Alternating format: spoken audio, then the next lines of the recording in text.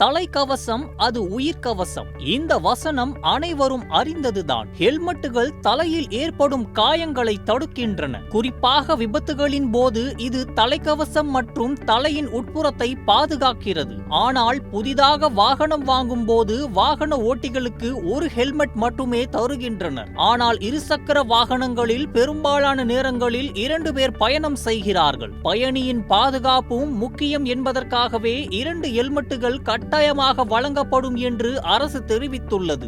இது நடைமுறைக்கு வந்தால் பயணிகள் ஹெல்மெட் இல்லாமல் சாலையில் பயணிக்க வேண்டிய அவசியமே இல்லாத சூழ்நிலை ஏற்படும். இதனால் சாலை விபத்துகளால் ஏற்படும் பாதிப்புகள் வெகுவாக குறையும் என எதிர்பார்க்கப்படுகிறது. அதாவது வரும் 2026ஆம் ஆண்டு ஜனவரி 1ஆம் தேதி முதல் புதிதாக வாங்கப்படும் அனைத்து இருசக்கர வாகனங்களுடன் 2 BIS எனப்படும் பியூரோ ஆஃப் இந்தியன் ஸ்டாண்டர்ட்ஸ் சான்றளிக்கப்பட்ட ஹெல்மெட்டுகளை வழங்க வேண்டும் என மத்திய சாலை போக்குவரத்து அமைச்சகம் உத்தரவிட்டுள்ளது.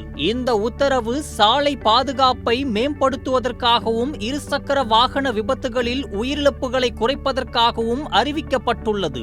மேலும் அனைத்து இருசக்கர வாகனங்களிலும் ABS எனப்படும் ஆன்டி-லாக் பிரேக்கிங் சிஸ்டம் கட்டாயமாக பொருத்தப்பட வேண்டும் என்றும் முடிவு செய்யப்பட்டுள்ளது. தற்போது 40% வாகனங்களில் ABS பொருத்தப்படவில்லை என தெரிவிக்கப்பட்டுள்ளது. இந்த விதிமுறைகள் வாகன உற்பத்தியாளர்கள் மற்றும் விநியோகஸ்தாரர்களுக்கு பொருந்தும்.